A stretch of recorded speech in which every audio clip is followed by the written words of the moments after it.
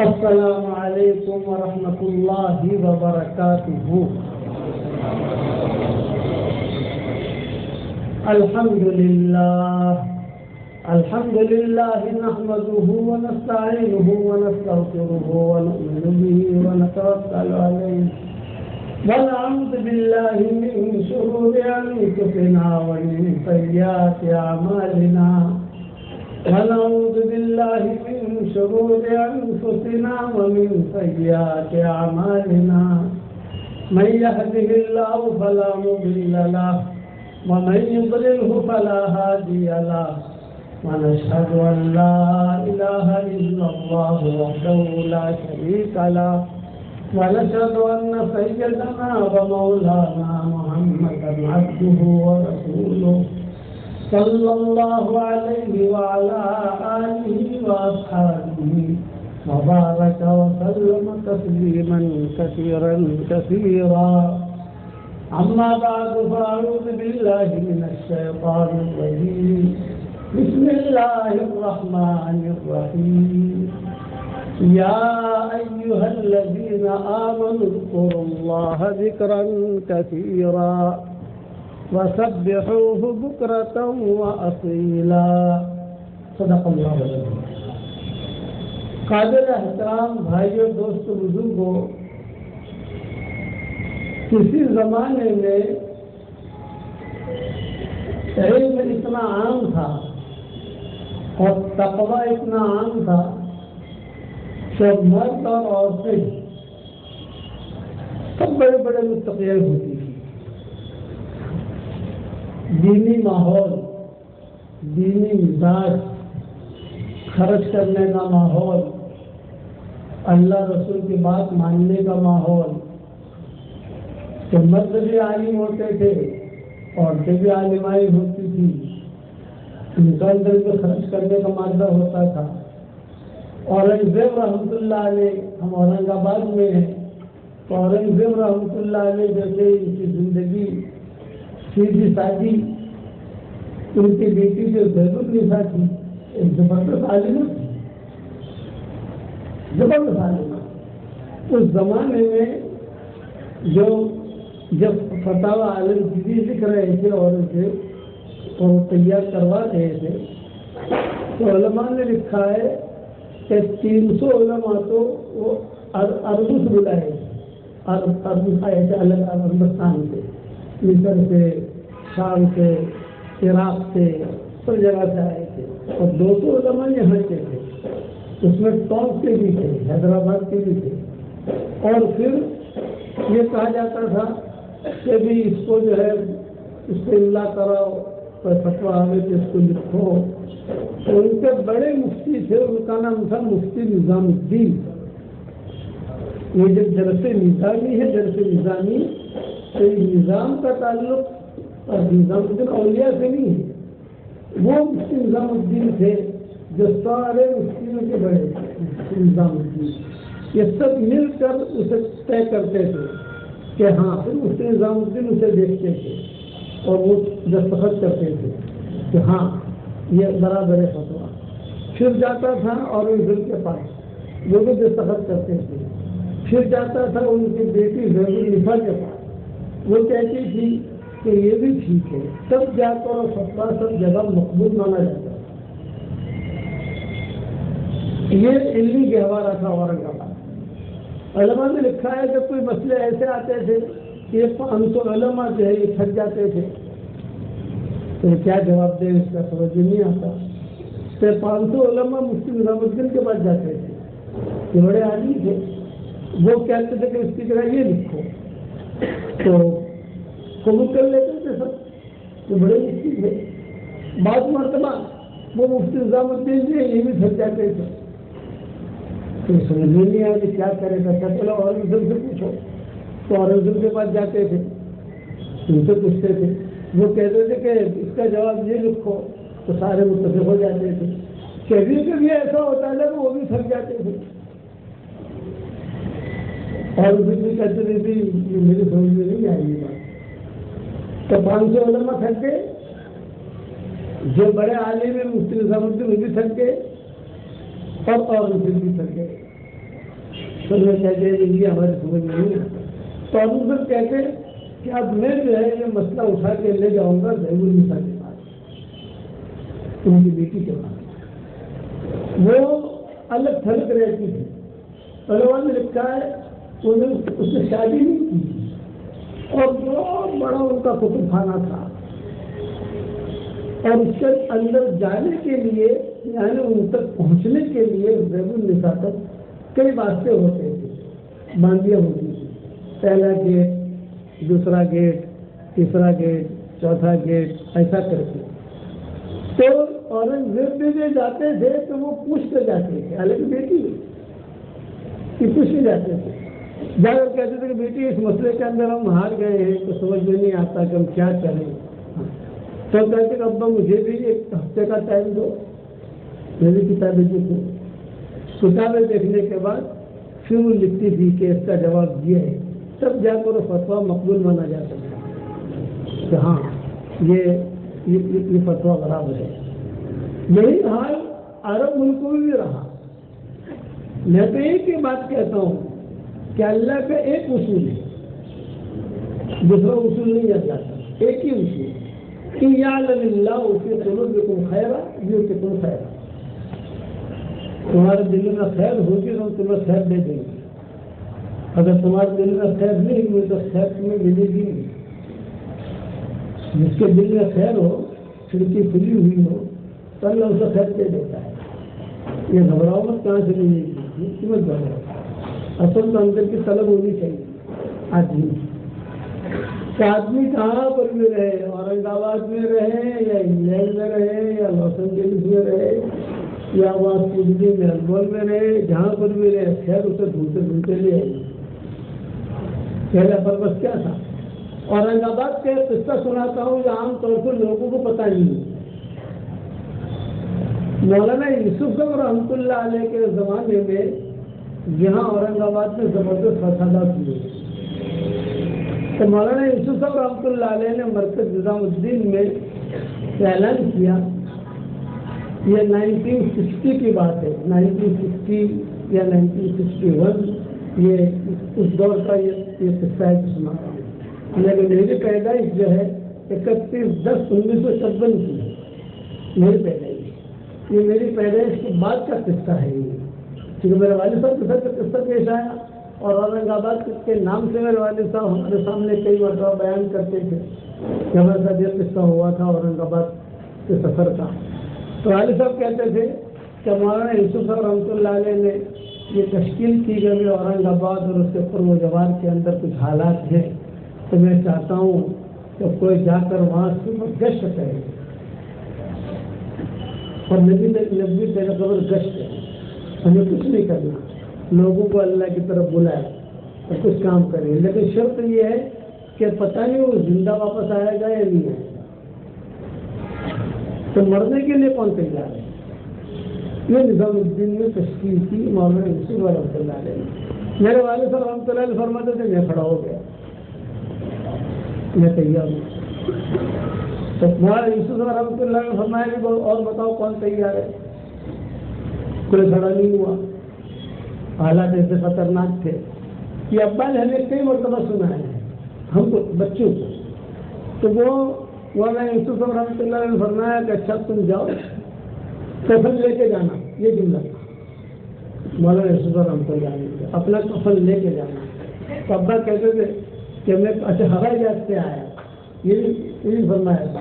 ہوائی جہاز سے میں اکیلا گھر سے جب نکلے وہاں نظام الدین سے, تو ہماری والدہ کو کہا کہ اب تو جا رہا ہوں, شاید موت کی خبر ہے نہیں تھی, اس لیے جو ہے. اور میں اکیلا ہی لڑتا تھا اس وقت, کوئی بڑا ہماری مجھ سے ایک بڑی بہن تھی, اس کا نام رقیہ تھا, اس کا انتقال ہو چکا تھا. پہلے میں اکیلا ہی تھا, مزہ اولاد ہمارے بھائیوں کے اندر بہنوں میں. اور والدہ کہتی تھی کہ ہم لوگ مجھے وصیت کر کے گئے پیسوں کی, اس کے قرضے کی, اس کی جو بھی ہوتا ہے.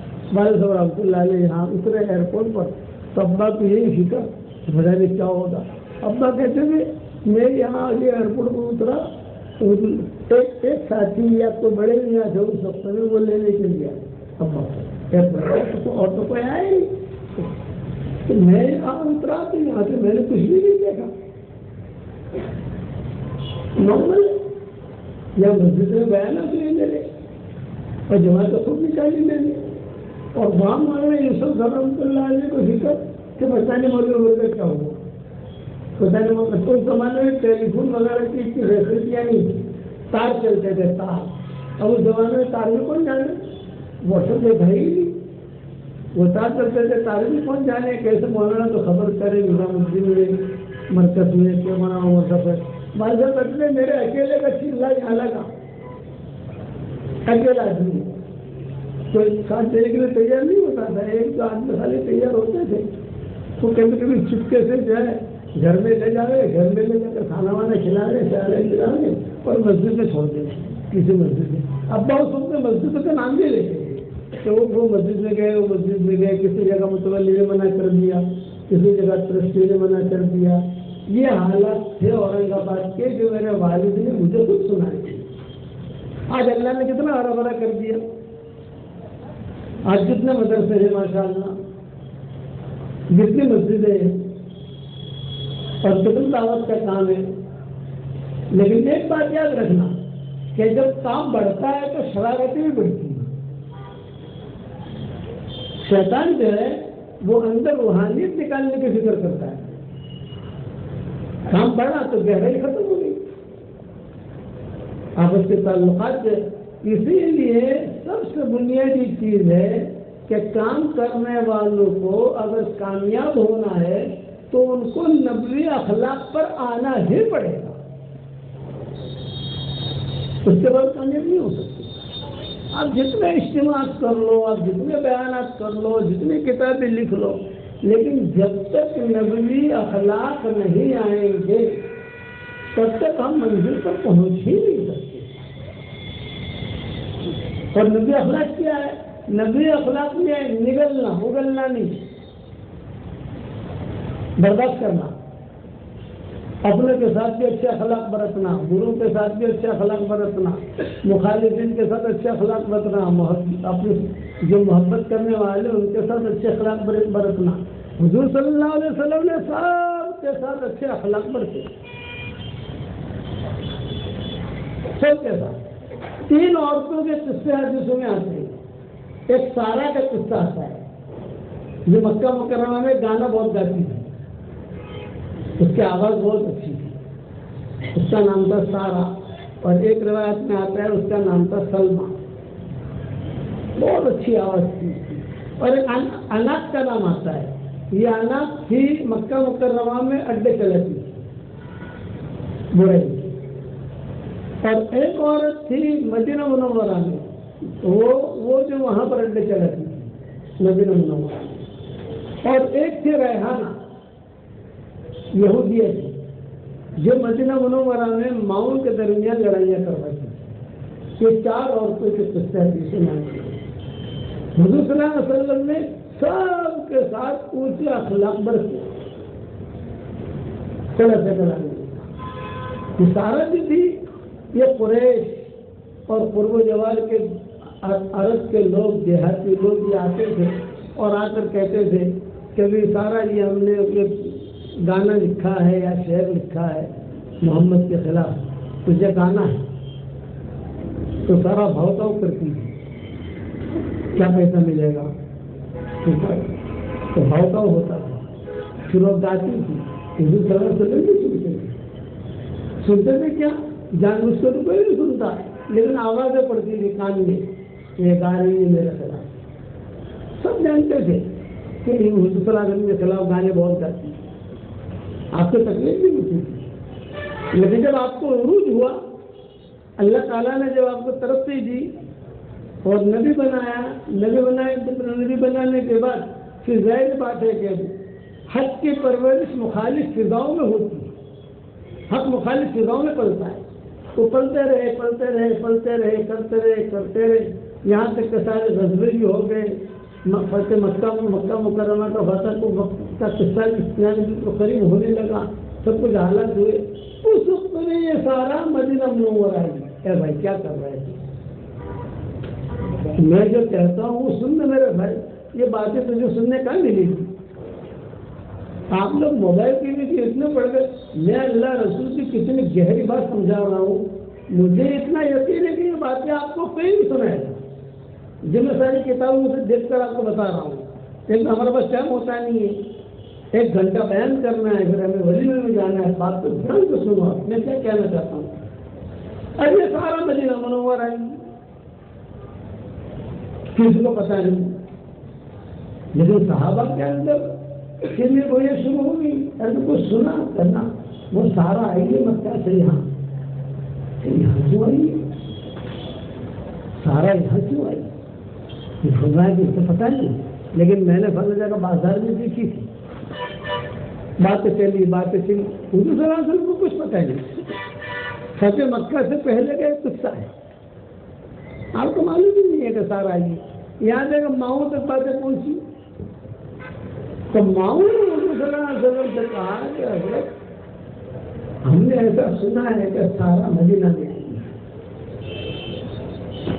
آپ نے فرمایا انا للہ و انا الیہ راجعون. سارا اگر مدینہ میں آئی ہے تو خطرہ ہے کہ مدینہ تو معاشرہ خراب نہ کرے، گانے کا کوئی اڈا کھول لے، کوئی جگہ کھول لے. اس کی آواز تو بہت معروف ہے ہجاز کے اندر. یہ بات آئی نہیں ہوگی.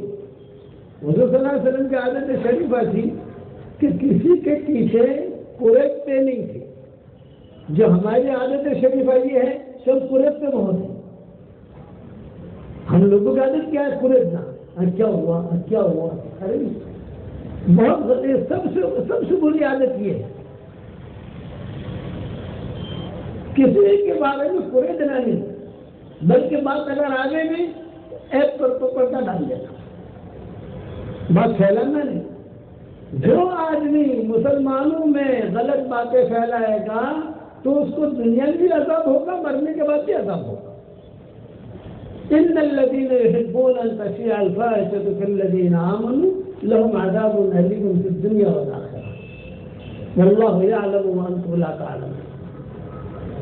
آپ نے سن لی بات، پھر آپ نے کسی بیوی سے پوچھا نہیں کہ بھی کیا ہوا سارا کا. وہ اتفاق ایسا تھا کہ ایک دن کے بعد یہ سارا خود مسجد نبوی میں آ گئی اور آپا بن کر آئی. آپا بننے کا کیا مطلب؟ باقاعدہ جو ہے اوپر بوڑھنی سب ٹھیک ٹھاک کر کے کپڑے بھی اربو جیسے پہن کر مجلس میں آ گئی.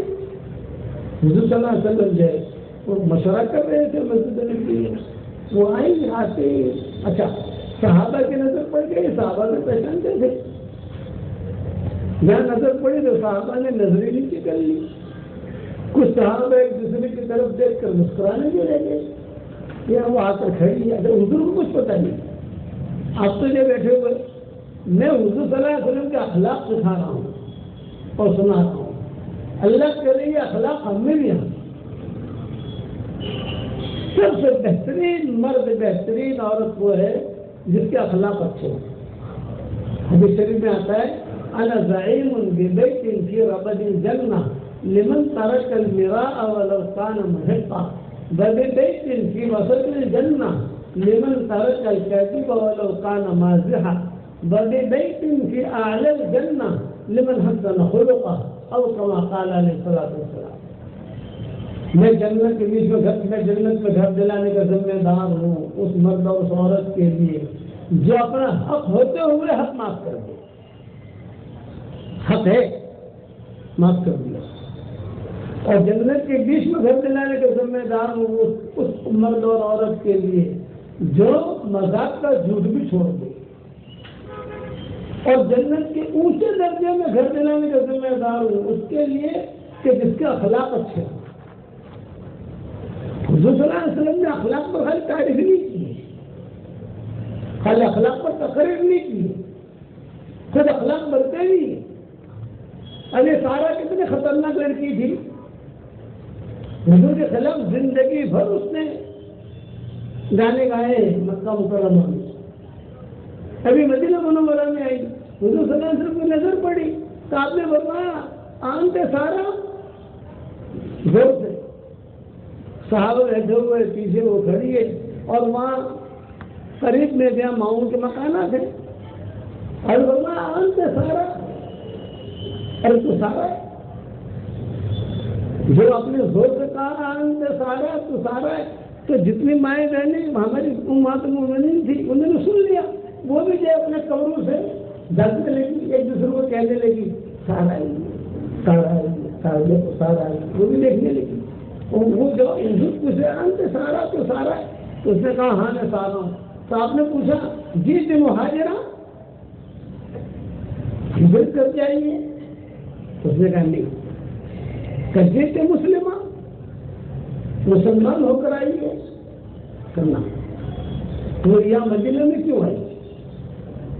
یاد سوال ہے، سب صحابہ کے سامنے یہ سوال ہے، اسی لیے اس کی روایتیں بہت ملتی ہے۔ جو قصہ کچھ صحابہ کے سامنے ہوا ہو اس کی روایتیں کم ملتی ہیں، اور جو قصہ بھرے بجنے میں ہوا ہو تو ہر آدمی کہے گا کہا میں بھی تھا اس مجلس کے اندر، میں بھی تھا۔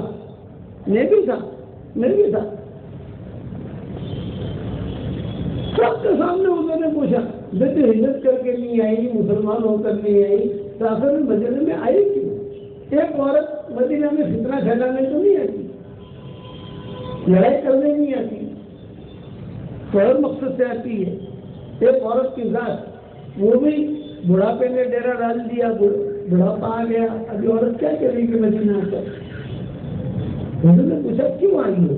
تو اس نے کہا میں اس لیے آئی ہوں کیا بوڑھی ہو چکی ہوں، بڑھاپے نے ڈیرا ڈال دیا، اور بڑھاپے کی وجہ سے میری آواز بھی جوانی جیسی نہیں رہی، وہ کرنٹ نہیں رہا، اور جتنے میرے گاہک تھے مکہ مکرمہ کے اندر کئی لوگ جو ہے وہ تو بھاگ گئے مکہ سے، جو میرا گانا سنتے تھے پیسہ دیتے تھے، اور کئی لوگ وہ ہیں جو بدر میں مارے گئے، اور جو کچھ بچے کچے تھے یہ آپ کے سامنے بیٹھے ہیں، آپ کے سامنے آ گئے سارے صحابہ، وہ بھی تو سنتے تھے نا تمہاری جائے اپنے، جیسے کہ یہاں آ گئے، کئی لوگ تو مکہ چھوڑ کر چلے گئے، کئی لوگ جو ہے حرام ہو گئی،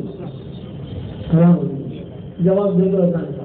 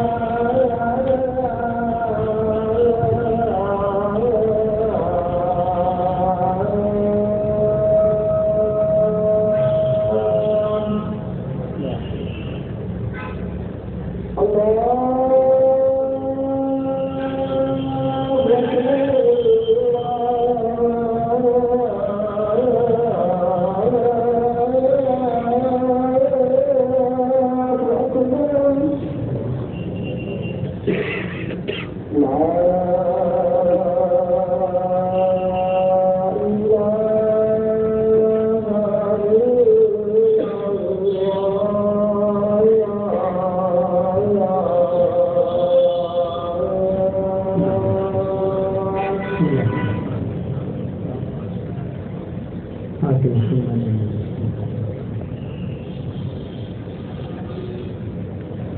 حضور صلی اللہ علیہ وسلم نے پوچھا کہ تو سارا یہاں کیوں آئی؟ میں تیرا ہمارا کچھ اور تو ہے نہیں، تو مکہ میں رہتی ہے مدینہ میں رہتے ہیں. تو اس نے کہا کہ میں صرف ایک کام سے آئی ہوں، اور کام یہ ہے کہ بوڑھی ہو گئی ہوں، بڑھاپے میں ڈیرا ڈال دیا ہے، اب جو ہے میرا آواز بھی کمزور ہو گئی، جو لوگ تھے میری مدد کرتے تھے مجھے پیسہ دیتے ٹپ دیتے تھے، کوئی مر گئے، کوئی بدر میں مر گئے، کوئی مکہ چھوڑ کر چلے گئے، جو بچے پوچھے تھے وہ آپ کے پاس آ گئے، سامنے بیٹھے ہیں، تو میں اس لیے آئی ہوں کہ آپ میری مدد کریں. تو آپ نے کیا جواب دیا؟ آپ نے جواب نہیں دیا تو بھاگ گیا سے تو نے میرے خلاف اتنے گانے گائے، یہ کیا؟ یہ نہیں کہا. آپ نے کہا ضرور ضرور ضرور میں تیری مدد کروں گا، اور میں مسلمانوں پر بوجھ نہیں ڈالوں گا، میں میرے خاندان والوں کو کہوں گا. چنانچہ آپ نے بیٹھے بیٹھے اعلان کیا جب قریش جو ہے میرے خاندان والے، ان کے پاس جو بھی ہو اس کے لیے دو. کسی نے کھجوریں دی، کسی نے کان کی مالی دی، کسی نے درہم دیے، کسی نے دینار دیے، کسی نے کیا کسی نے کیا کسی نے کیا، اور وہ سارا کا سارا لے کر حضور صلی اللہ علیہ وسلم نے سارا کو دیا. لے کر یہ اخلاق برتے حضور صلی اللہ علیہ وسلم نے. اچھا، اس کا سارا کے دوسرے زمانے جاہلیت میں حاتم ابن بلتع سے تھی. یہ یمن کے حاتم ابن بلتع کہ مسلمان ہو کر آ گئے تھے یہاں، لیکن شروع میں سب سے زیادہ سارا کے تعلقات حاتم ابن بلتع سے. پیسے دینا کرنا، کوئی کبھی طرح دھندا ٹھنڈا ہوا تو پیسہ مجھ سے لے لینا، سمجھ گئے نا؟ اتنا سمجھ گیا نا؟ تیرا دھندا ٹھنڈا ہوا تو پیسہ مجھ سے لے لینا. یمن کے تھے تاجر حاتم ابن بلتع. حاتم کو پتا چلا کہ سارا آئی ہے مدینہ میں، وہی بھاگے بھاگے آئے، سب جمع ہو گئے، سارا آئی ہے سارا آئی ہے. جب وہ حرم شریف سے دروازے سے نکل رہی تھی تو حاتم ابن بلتع نے کہا کہ سارا تو کہاں ٹھہری؟ تو اس نے فلاں گھر پر ٹھہری ہے، تو میں رات کو آؤں گا تیرے پاس، ایک بہت ارجنٹ کام ہے. حاتم ابن بلتع نے، یہ مسلمان ہو چکے تھے. حاتم ابن بلتع تو رات کو گئے. رات کو وہاں جب گئے تو سارا سے پہلے نے یہ کہا کہ دیکھ اب میں مسلمان ہو چکا ہوں، یعنی میرا تیرا رشتہ یا تعلقات جو پرانے تھے وہ اب نہیں ہے، لیکن ایک میرا خاص کام ہے مکہ والوں سے پرائیویٹ، میں چاہتا ہوں کہ تجھ سے کرواؤں. تو کرے گی؟ سارا نے کہا کروں گی، تیرے میرے اتنے تعلقات رہے ہیں، میں کام کروں گی. کیا کام بتاؤ؟ تھوڑا کچھ کام نہیں، میں خط دیتا ہوں، وہ خط چپکے سے مکہ والوں کو دے دینا. اتنا کہا حاتم ابن بلتع نے. مکہ والوں کے مکہ کے جو بڑے بڑے چودھری ہیں ان کو دے گئے. ہاں ضرور دیں گے. اب وہ خط دے کر واپس آ گئے. دوسرے دن قرآن کی آیتیں نازل ہو گئی کہ وہ عورت جو ہے خط لے کے جا رہی ہے، راز ہے. آپ صلی اللہ علیہ وسلم فتح مکہ کا مشورہ کر رہے ہیں. ابھی فتح مکہ ہوا نہیں تھا، لیکن مکہ مکرمہ فتح کرنا ہے. تو آپ نے بہت خصوصی جماعت بنائی تھی، ان کے ساتھ مشورے میں مشغول تھے.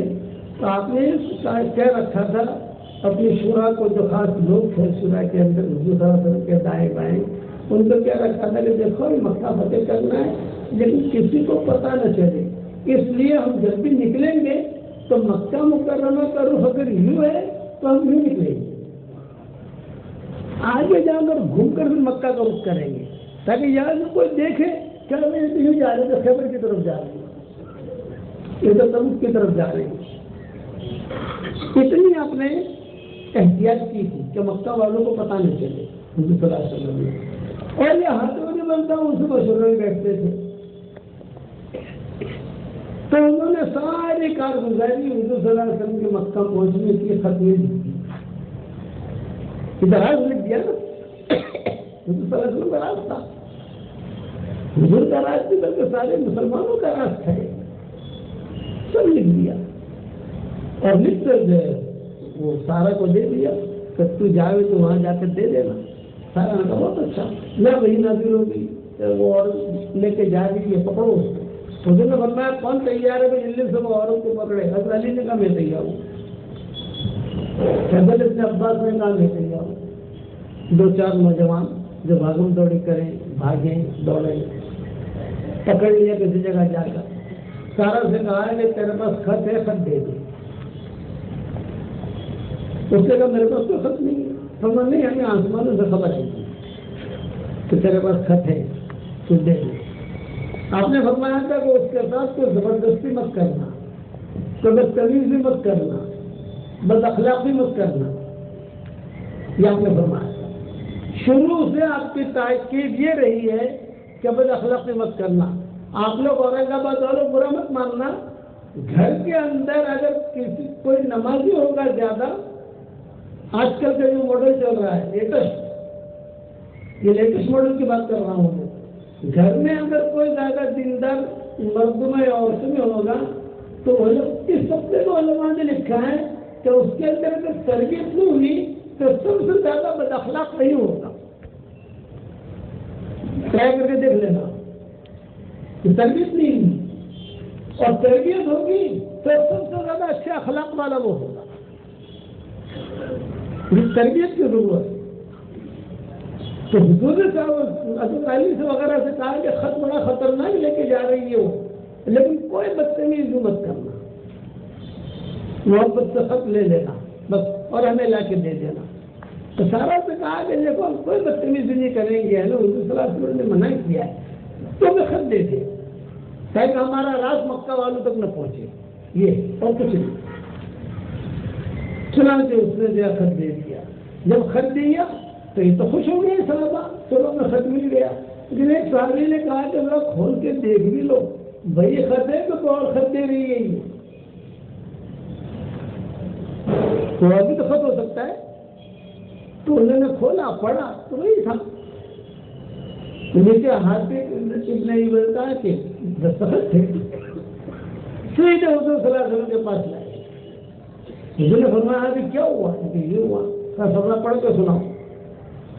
حضرت علی نے پڑھ کے سنایا۔ جو حضرت علی نے پڑھ کے سنایا تو اس میں تو سارا راز لکھا ہوا تھا کہ مسلمان آ رہے ہیں اور جو مکہ فتح کریں گے اور یہ ہے یہ، تم لوگ ذرا میری بیوی بچوں کا خیال رکھنا۔ ان کی بیوی بچے وہاں تھے، ہاتھ سے بھی بلتا کے۔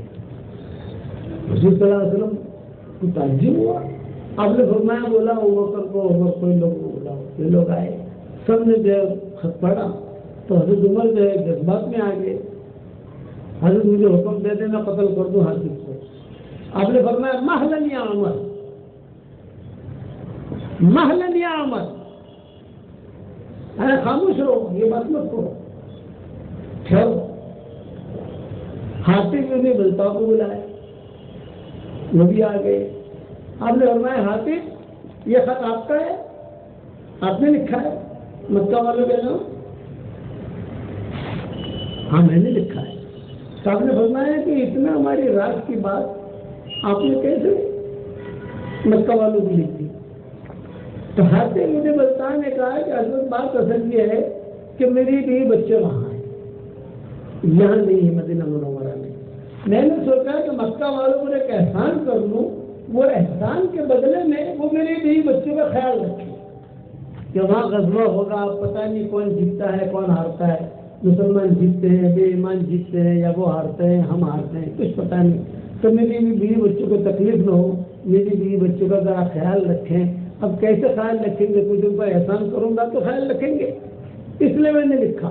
اور کچھ نہیں، ابھی بات چل رہی ہے کیا تو تمہارے کو پھر جذبہ آ گیا، حضرت مجھے آپ حکم دیتے میں قتل کروں۔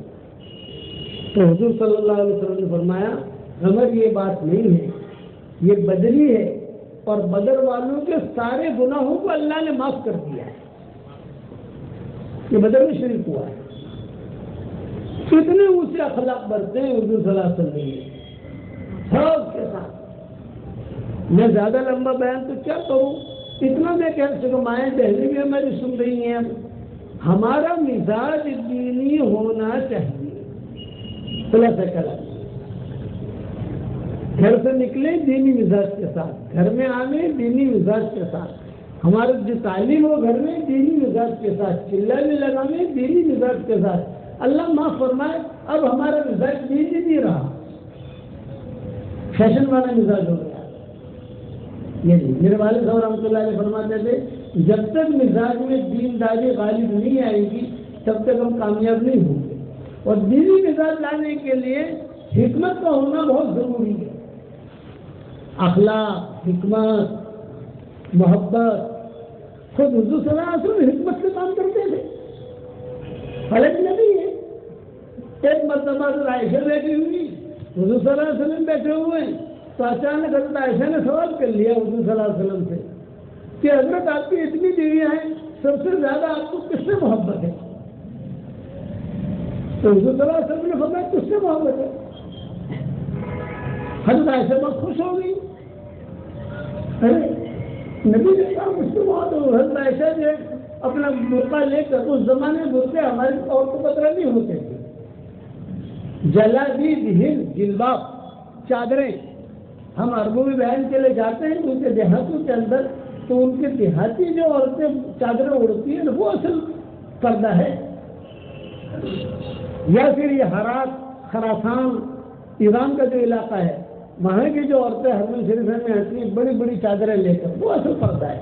یہ ہمارے جو برقعے میں پردہ نہیں ہے، یہ تو فیشن کے قسم کے کرتے ہیں. یہ تو کرتے ہیں. اصل پرانی جو برقع ہے وہ جلبہ، اسی لیے جلابیب ہند قرآن میں آتا ہے. تو عائشہ وہ اپنا جلبہ کو لے کر چلی، اور آپ نے بتایا اویش کہاں جا رہی ہو؟ اویش بیوی کا پیار والا نام رکھنا ہماری شریعت میں سنت ہے، لیکن دھمال والا نہیں. حضرت عائشہ کا نام عائشہ تھا. حضور صلی اللہ علیہ وسلم پیار میں کہتے تھے اویش، کبھی پیار میں کہتے تھے عائش، کبھی پیار میں کہتے تھے صدیقہ، کبھی پیار میں کہتے تھے عفیفہ، کبھی پیار میں کہتے تھے حمیرہ. یہ نام نہیں تھے. حضرت عائشہ کا نام تھا عائشہ، لیکن حضور پیار میں نام بدل بدل کر کہتے تھے عائش، اویش. اویش کہاں چلی تو؟ اویش. تو حضرت عائشہ نے کہا کہ حضرت آپ نے کہا کہ مجھ سے آپ کو سب سے زیادہ محبت ہے تو میں سب کو سنا دوں جا کر. آپ نے فرمایا فتنہ کرے گی، ارے فتنہ کرائیں گی گھر کے اندر، یہاں قریبا قریبا نبی ہے لیکن حکمت سے چل رہا.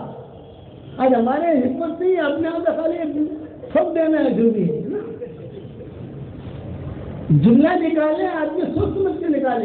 حضور صلی اللہ علیہ وسلم نے کہا کہ ارے عائشہ قریبا قریبا قریب، وہاں جا کر مت کہ تو قریبا قریبا بٹھایا حضور صلی اللہ علیہ وسلم نے. اور جو قریب بلا کر حضور صلی اللہ علیہ وسلم نے کہا دیکھ ایک ہدیہ دیتا ہوں، کسی کو بتانا مت. یہ حکمت والا کام کر رہے ہیں اللہ کے لیے. ایک ہدیہ دیتا ہوں، کسی کو کہنا مت. ہاں جی کہوں گی، نہیں کہوں گی. حضور صلی اللہ علیہ وسلم نے نیچے کھجوریں رکھی تھی آپ کے چاندے کے نیچے، مٹھی بھر کر حضور صلی اللہ علیہ وسلم نے عائشہ کے ہاتھ میں دی. یہ اللہ کے نبی اپنے ہاتھ سے تیرے ہاتھ میں دے رہا ہے. ہاں کسی کو کہنا مت، کسی کو کہنا مت، کسی کو کہنا مت. پتہ کیا اللہ عائشہ نے کہا نہیں کہوں گی، نہیں کہوں گی، نہیں کہوں گی. بات ختم ہو گئی. اور حضور صلی اللہ علیہ وسلم دوسرے ماؤں کے پاس گئے، ہر ماں کو قریب کر کے کہا ایک ہدیہ دیتا ہوں، کسی کو کہنا مت. ہر ماں کو مجھ سے کھجوریں دی، کسی کو کہنا مت، کسی کو کہنا مت. سب جو خوش ہو گئی. ایک دوسرے کو پتا نہیں ہے کہ اس کو بھی ملی ہے، اس کو بھی ملی ہے، اس کو بھی ملی ہے، اس کو بھی ملی ہے. اتفاق ایسا ہوا کہ ایک مرتبہ ساری مائیں جمع ہو گئی. یہ امہات المومنین جو تھی ان کی دو ٹولیاں تھیں. ایک ٹولی کی ذمہ دار حضرت عائشہ ہوا کرتی تھی اور ایک ٹولی کی ذمہ دار ام سلمہ ہوا کرتی تھی. یہ دونوں اگر کسی بات پر متفق ہو جائیں تو گھر کا ماحول نارمل چلتا تھا.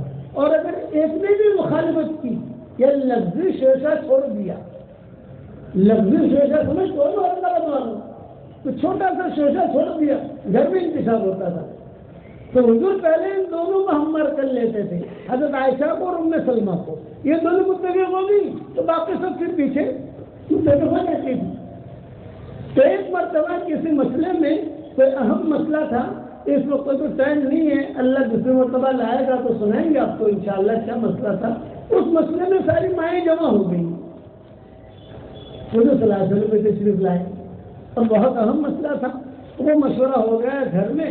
تو حضرت عائشہ رضی اللہ تعالی عنہا نے ان کو لفظی شیشہ چھوڑنے کی عادت بہت تھی، کوئی بات ہو تو کوئی چیز لفظی چیز چھوڑ دی تب سب سوچنے لگتے تھے کبھی عائشہ نے جملہ کیوں کہا، کیا بات ہے۔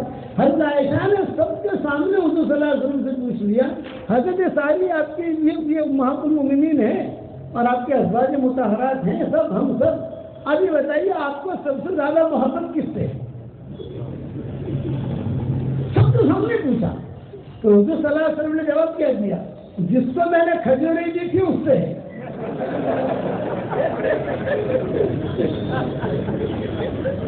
اورنگاباد والے بالغ ہو گئے ماشاءاللہ، سمجھنے لگے،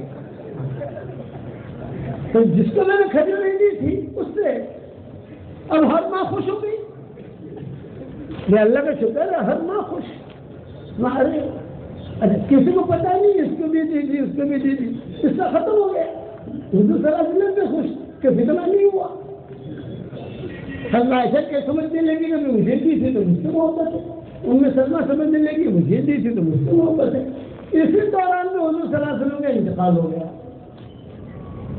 انتقال کے بعد امہات المومنین جمع ہوئی اور اپنے پرانے دین یاد کرتی ہیں، پرانے دین کہ یہ ہوا، فلاں غزوے میں یہ ہوا، فلاں جگہ یہ ہوا، فلاں جگہ حضور صلی اللہ علیہ وسلم نے یہ کہا۔ اس لیے تو حدیث کتاب آئی ہے نا کہ حضرت عائشہ نے بیان کیا، ام سلمہ نے یہ بیان کیا، حضرت میمونہ نے یہ بیان کیا، وہی حدیث رسول کی کتابوں میں جمع ہوتی تھی۔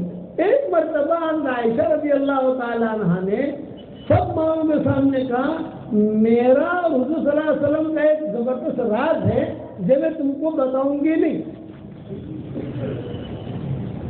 میں نے کہا لفظی شوشہ، یہ عائشہ نے کہہ دیا سب کے سامنے کہ میرا حضور صلی اللہ علیہ وسلم کا ایک راز ہے، میں کسی کو بتاؤں گی نہیں اور تم مجھے پوچھنا بھی دو۔ اور یہاں کہنے کی ضرورت تھی نہیں، لیکن ماں نے کہہ دیا سب کے سامنے تو ساری مائیں پیچھے پڑ گئی، نہیں بتانا پڑے گا، بتانا پڑے گا کیا راز تھا، کیا راز تھا۔ ایک دو دن تو جو ہے ٹالتی رہی، نہیں بتاؤں گی نہیں بتاؤں گی، لیکن مائیں کا مین بھی ہمارے بھی شوہر تھے، بھائی جتنا تیرا حق ہے اتنا ہی ہمارا حق ہے، کیا راستہ کیا۔ پھر اللہ عائشہ رضی اللہ تعالیٰ نے سب کو جمع کیا اور سب کو جمع کر کے کہا، میرا اور حضور صلی اللہ علیہ وسلم کا راز یہ تھا اور یہ ہے کہ ایک مرتبہ حضور صلی اللہ علیہ وسلم نے مجھے مٹھی بھر کھجوریں اپنے مبارک ہاتھوں سے میرے ہاتھ میں دی اور مجھے کہا، عائشہ کسی کو بتانا مت، کسی کو بتانا مت، یہ راز ہے۔ تو ساری ماؤں نے کہا وہ تو ہم کو بھی دی تھی، یہ ساری ماؤں نے کہا یہ تو ہم کو بھی دی تھی، قصے کتابوں میں آئے کیسے، یہ تو حضور کا راز تھا، لیکن سب ماؤں نے کہا یہ تو ہم کو بھی دی تھی، یہ تو ہم کو بھی دی تھی۔ یہ حکمت تھی حضور صلی اللہ علیہ وسلم کی، ہمیشہ یاد رکھنا، حکمت کے بغیر آپ کوئی کام نہیں کر سکتے۔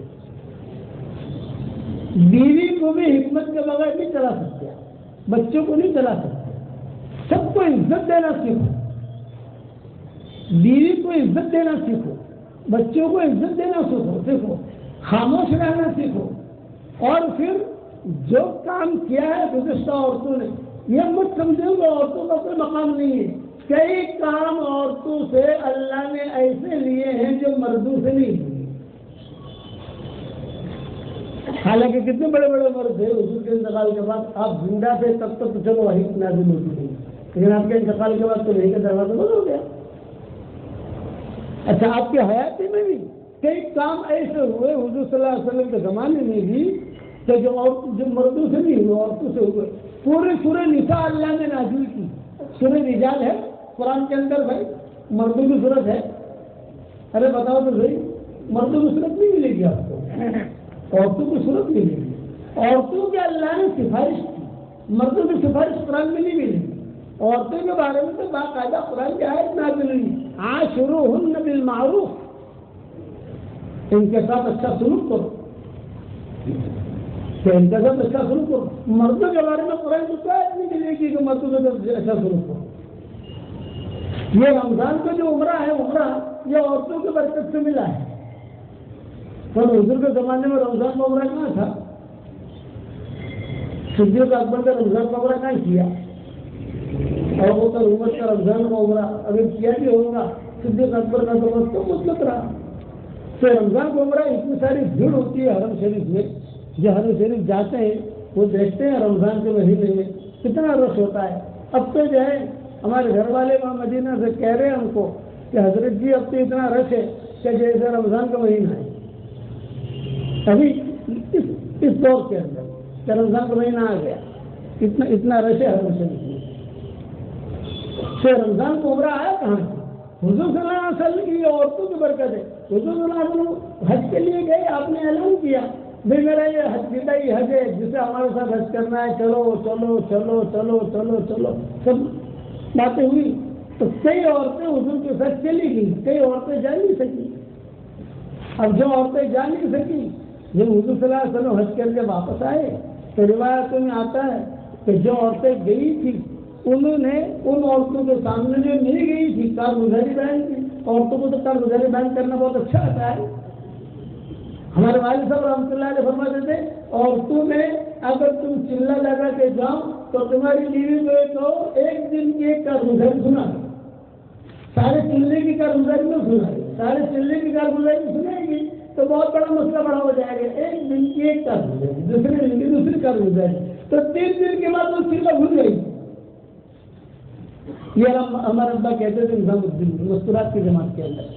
تب وہ عورتیں نہ کرتا سنیں گی تو جو عورتیں جا نہیں سکی تھی یہ حضور کے پاس آئی روتی ہوئی. میں کیوں رو رہی ہوں؟ کیا بات ہے؟ حضرت میری بیٹی گئی آپ کے ساتھ حج کر لیا، میری بہن گئی آپ کے ساتھ حج کر لیا، میری ماں گئی آپ کے ساتھ حج کر لیا، میں نہیں جا سکتی، یہ میری بیٹی نہیں جا سکتی، یہ میری بہن نہیں جا سکتی. یہ کیا تھا؟ رونا شروع کر دیا. آپ نے فرمایا رو مت. حضرت کیسے کرو میں؟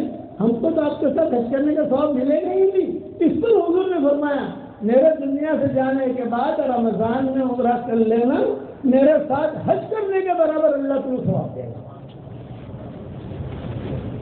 یہ عورتیں ذریعہ بن گئی. ہماری شریعت میں عورتوں کو میراث نہیں ملتی، کوئی میراث نہیں. جیسے یہود نصارہ کی عورتوں کو میراث نہیں، یہ بے ایمانوں کی عورتوں کو بھی میراث نہیں. ہماری شریعت میں بھی یہی تھا اخیر تک کہ عورتیں میراث کے اندر نہیں ہوتی تھی. لیکن اوس بن ثابت کا جب انتقال ہوا، رضی اللہ شہید ہوئے، تو حضور صلی اللہ علیہ وسلم جائے کسی کام سے یعنی بھائی بول رہے غزوے سے، تو حضور صلی اللہ علیہ وسلم جو ہے صحابہ سے کہا کہ تمہیں اس طرح یہ پٹے سے جانا ہے، فلاں جگہ جا کر کچھ کام کرنا ہے. اس میں قصہ ہوا اوس بن ثابت کی جو بیوہ تھی اس میں 2 بچیاں تھیں اور ایک بچہ تھا، ایک لڑکا تھا اور 2 لڑکیاں تھیں. تو اوس بن ثابت کے بھائی آئے بھابھی کے پاس اور بھابھی کے پاس آ کر کہا کہ دیکھو بھابھی تم کو تو کچھ ملے گا نہیں، تم تو عورت ہو، اور یہ 2 لڑکیوں کو بھی کچھ نہیں ملے گا، اس ایک لڑکیاں ہیں، یہ لڑکے کو ملے گا لیکن وہ بھی کب ملے گا جب بڑا ہوگا، یہ تو چھوٹا ہے. یہ کہہ کر گھر کا سارا مال لے گئے، سارا مال. ابھی بیچاری بیوہ اکیلی بیٹھی ہے، 2 بچیاں ہیں، بیٹا ہے.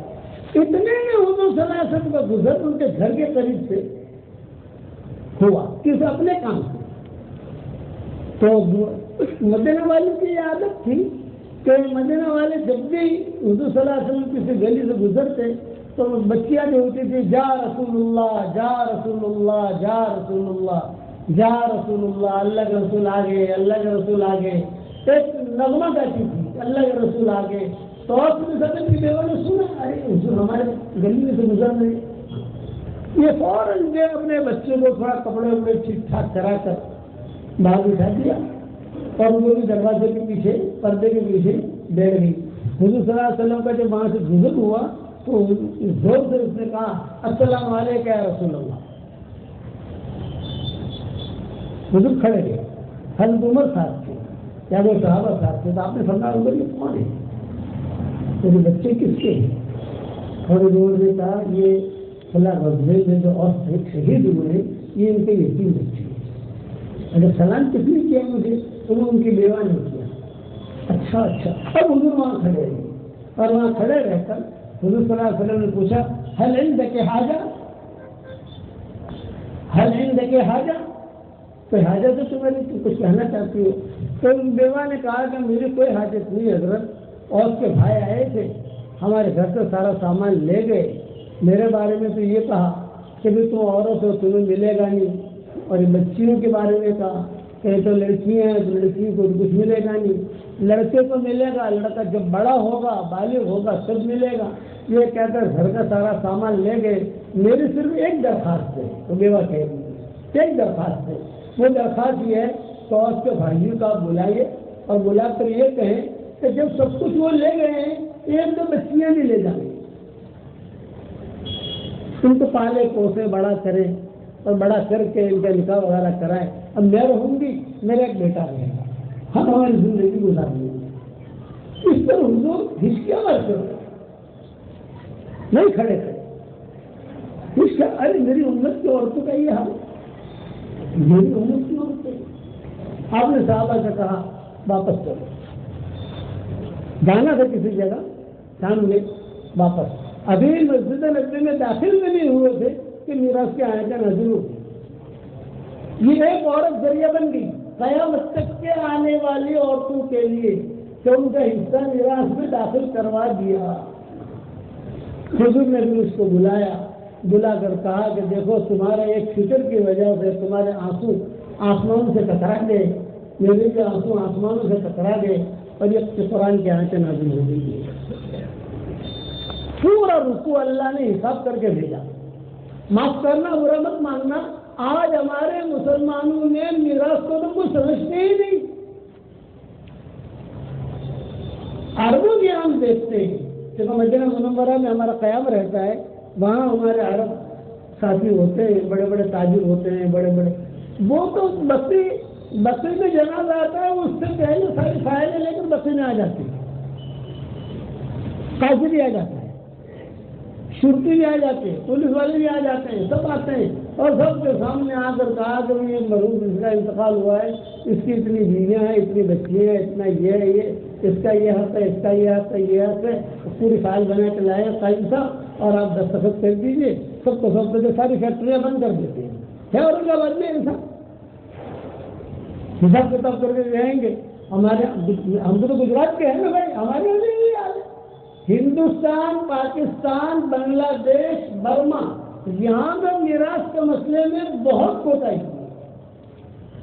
عربوں میں ابھی تھوڑی آبادی ہے، اس میں خاص طور سے سعودیہ، دبئی، عرب جو وہاں کے خاص ہے، قطر جو وہاں کے خاص ہے، وہ اس کا اہتمام کرتے ہیں ان چیزوں کا، حالانکہ یہ اللہ کا اتنا بڑا حکم ہے کہ ابو بکر صدیق کا انتقال ہو رہا تھا، حضرت عائشہ قریب میں بیٹھی ہوئی رو رہی تھی، بیٹی کیوں رو رہی ہو؟ یہ ابا جان آپ کی جدائی کی وجہ سے، فرمایا کہ ٹھیک ہے جلا تو ہونا ہے بیٹی، میرے لیے کفن کون سا تیار رکھا ہے تم نے، مجھے دکھاؤ۔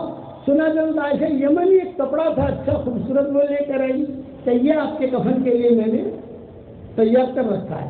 صدیق اکبر نے دیکھا، فرمایا نہیں مجھے اس میں مت کرنا، یہ تو زندہ حقدار ہے، کسی زندے کو دے دینا سستا کر دینا میری طرف سے، مجھے تو سیدھے سادے کفن کے اندر کفنانا اور حضور صلی اللہ علیہ وسلم کے قریب میں مجھے دفن کر دینا، یہ اور اپنے انتقال پر وصیت کی تھی۔ تو چنانچہ حضرت عائشہ بیٹھی ہوئی تھی، اچانک صدیق اکبر کی آنکھ کھلی اور مرد وفات کو انہوں نے وصیت کی حضرت عائشہ سے، بیٹا اب میں دنیا سے جا رہا ہوں، جب میرے مال کی میراث نکالو نا تو میری بیوی جو وہ حمل سے ہے، پیٹ میں جو بچہ ہے اس کا بھی حساب ہوگا میراث کے اندر۔ حضرت عائشہ نے کہا لڑکے کے اعتبار سے حصہ نکالے یا لڑکی کے اعتبار سے؟ تو صدیق اکبر نے کہا تھوڑا انتظار کر لینا، بچہ پیدا ہو جائے، لڑکی ہو جائے تو لڑکی کے اعتبار سے، لڑکا ہو جائے تو لڑکے کے اعتبار سے۔ اس صدیق اکبر نے کہا، پھر صدیق اکبر نے کہا کہ اگر تمہیں خوب پیسے کی ضرورت ہو تو لینا، لیکن آن اکاؤنٹ لینا، آن اکاؤنٹ سمجھ گئے نا، حساب رکھنا، حساب پورا کرنا، لیکن میری بیوی کے پیٹ میں جو بچہ ہے وہ بھی میراث کا حقدار ہے۔ وصایا آبا بکر دیکھو، اس میں آپ کے مضمون ملے گا کہ صدیق اکبر نے اپنے انتقال میں کیا وصیت کی۔ ہمارے یہاں تو ہم دنیا بھر میں جاتے ہیں، دنیا بھر میں نے ایک مضمون بیان کیا تھا میراث کا، 1 مہینہ چلا تھا، کتنا مہینہ بھائی؟ WhatsApp پر 1 مہینہ قرآن حدیث سے ابو حنیفہ نے کیا کہا تھا، فلاں نے کیا کہا تھا اپنے انتقال کے اوپر میراث کے سلسلے میں وغیرہ وغیرہ 1 مہینہ. تو مجھے کچھ لڑکیوں نے میسج آئے، انہوں نے کہا کہ منصب جب مضمون شروع ہوا تو روزانہ آپ کا سبق جو WhatsApp پر ہم سنتے تھے پورے گھر والے، وہ صبح ناشتے کے وقت میں آپ کا سبق مل جاتا تھا تو ناشتہ مل جاتا تھا. اور میراث کیجیے، نماز کا مضمون، قرآن کا مضمون، آج کل پڑوسی سے دوستی کیجیے، پڑوسی کو حق ادا کیجیے، اس پر مضمون چل رہا ہے، جو بھی ہے وہ ہم سن لیتے تھے. لیکن میراث سے جو مضمون آیا نا، میرے باپ نے کہا نا ابل قرآن کو پڑھو، یہ مت سنو، یہ مت سنو، یہ مت. 1 مہینہ ہم کو سبق نہیں سنا ہے، کیوں لینا پڑے گا 1 مہینے تک. لیکن ہم تو پڑھے لکھے تھی، میں تو ڈاکٹر بھی ہوں، میں تو فلاں جگہ پڑھتی ہوں، ہر جگہ پڑھاتی ہوں. یوٹیوب سے سارا نکال لیا ہم نے، انسٹاگرام سے نکال لیا اور نکال کر ابا کے سامنے رکھا کہ دیکھو شریعت یہ کہتی ہے. اس بات کا خیال رکھنا ہمیشہ. اللہ تعالیٰ اسی لیے حضور صلی اللہ علیہ وسلم نے کیا فرمایا، سب سے پہلے میراث پہلے اٹھایا جائے گا، کعبہ اٹھایا جائے گا، قرآن کے اوپر سے حروف اٹھائے جائیں گے. یہ جب یہ ہوا نا اپنا بیماری آئی تھی کورونا، تو کورونا وائرس کے زمانے میں ہمارے مفتی سید پالک پوری رحمۃ اللہ علیہ وہ بھی بیمار تھے، تو ممبئی آئے ہوئے تھے. تو جو کوئی شروع میں روزانہ میرا بیان سنتے تھے، روزانہ جو ہمارا گھنٹے کا بیان یا دعا ہوتی تھی، ہم بھی گھر سے بیان کرتے تھے، مسجد بلند تھی تو جان نہیں سکتے تھے. تو میں نے یہ مضمون بیان کیا کہ ایک زمانہ آئے گا کہ مدینہ منورہ خالی ہو جائے گا اور جنگلی بھیڑیے، جنگلی کتے، جنگلی شیر یہ دیکھیں گے کہ پورا مدینہ خالی ہو گیا ہے. تو دوڑتے ہوئے آئیں گے، چلیں گے، ایک گلی میں جائیں گے کوئی نہیں ملا، دوسری گلی میں جائیں گے کوئی نہیں ملا، تیسری گلی میں جائیں گے کوئی نہیں ملا. آتے آتے مسجد نبوی میں آئیں گے تو مسجد نبوی کے دروازے بھی کھلے ہوئے. جب مسجد نبوی کے دروازے کھلے ہوئے یہ جو ہے اندر داخل ہوں گے ڈرتے ہوئے تو شاید کوئی مسلمان ہو اندر. چلتے میرے ممبر پر آئیں گے جہاں حضور صلی اللہ علیہ وسلم ممبر ہے اور وہاں پر پیشاب کریں گے. تو مضمون میں نے یہ بیان کیا وہ کورونا وائرس کے زمانے میں. دوسرا کہ لوگ رات کو عشاء کی نماز پڑھ کر حرم شریف سے گھر پر آئیں گے اور صبح جب تہجد کے وقت میں حرم شریف میں آئیں گے تو دیکھیں گے تو کعبہ نہیں ہوگا، کعبہ اٹھا لیا جائے گا. اور لوگ کھڑے جو ہے وہ دیکھیں گے کہ ارے یہاں کعبہ تھا. لوگ چیخیں گے، روئیں گے، عورتیں روئیں گی، بچیاں روئیں گی، ارے رات کو تو آف کر کے رہے. کوئی کہے گا یہاں کعبہ تھا، کوئی کہے گا یہاں کعبہ تھا. ایک کہنے والا کہے گا مقام ابراہیم کے سامنے کعبہ تھا، مقام ابراہیم کے سامنے کعبہ تھا. جب مقام ابراہیم موجود ہے لیکن کعبہ نہیں ہے. یہ تفصیل سے تو میں نے مختصر بیان کیا، میں نے تفصیل سے اسے بیان کیا تھا. صحابہ نے پوچھا کہ حضرت یہ مسجد نبوی میں جب یہ حالات آئیں گے مدینہ منورہ میں تو مدینہ کے پھل کون کھائے گا؟ مدینہ منورہ کے پھل تو حضور نے فرمایا مدینہ منورہ کے پھل بھی وہی جنگلی جانور کھائیں گے، وہی کھائیں گے. مدینہ منورہ قیام کے قریب اتنا خالی ہو جائے گا. یہ پورا تفصیل سے بیان کیا. اور پھر دعا بھی ہماری گھنٹے کے لیے شاید 15ویں شعبان تھی یا کوئی تھا پتہ نہیں، لمبا بیان ہوا تھا. جہاں میرا بیان ختم ہوا اور مفتی صاحب کا فون آیا. مفتی سید پالک پوری نام تو سنا ہوگا آپ لوگوں نے. ہماری کتابوں کا تشکن بھی نہیں کرتے. میری جو بکھرے موتی ہے اس کے آگے بھی انہوں نے مضمون لکھا ہے. کئی لوگوں نے ان کے بھائی نے بھی لکھا، تو بھی دیکھتے تھے. تو مشورہ کرنا ہوتا تھا ان سے مشورہ کرتے تھے. تو انہوں نے کہا کہ ماشاءاللہ آپ کی دعا میں نے بہت لمبی سنی، ماشاءاللہ بہت اچھی لگی، اور آپ نے مسجد نبوی کا جو بیان کیا اور یہ کعبہ کا بیان کیا یہ بھی سنا میں نے، بہت خوشی ہوئی. لیکن مجھے کچھ اشکال ہے. مفتی سید صاحب سے میری بات ہو رہی ہے، دونوں پالن پوری ہے نا، ان سے بات ہو رہی ہے. میں نے کہا مجھے بتائیے کیا اشکال ہے؟ بولے کہ یہ تم نے موطا مالک کا حوالہ کیوں دیا؟ مسجد نبوی میں پیشاب کریں گے، یہ تم نے حوالہ دیا موطا مالک کا، اور کعبہ اٹھایا جائے گا یہ بھی موطا مالک کا حوالہ دیا. حالانکہ یہ تو امام بخاری میں بھی لکھا ہے، فتح الباری میں بھی ہے، اب انہوں نے اپنے بیماری میں حوالے دینے شروع کیے۔ تو آپ کو جو ہے جب کوئی حوالہ دینا ہے تو اونچی کتاب کا حوالہ دو، نیچے کے درجے کی کتاب کا حوالہ کیوں دیتے ہو؟ تو انہوں نے مجھے کہا، میں نے کہا مرتضیٰ میں نے جس نے پڑھا اس کا حوالہ دے دیا، اور فتح الباری بخاری وہ تو آپ لوگوں کا درجہ ہے، ہم تو سمجھتے کہ کہاں پر ہے فتح الباری اور کون سی جلد ہے، ہمارے سمجھے تو آتی نہیں ہے، ہم تو کبھی عرش پر، کبھی فرش پر، کبھی در بدر، کبھی ان کے گھر، کوئی پوچھتا ہے تو مدرسہ ہوتا ہے ایڈریس، مطلب ہمارا ایڈریس کبھی عرش پر، کبھی فرش پر، کبھی در بدر، کبھی ان کے گھر، غم عاشقی تیرا شکریہ کہاں کہاں سے گزر گئے۔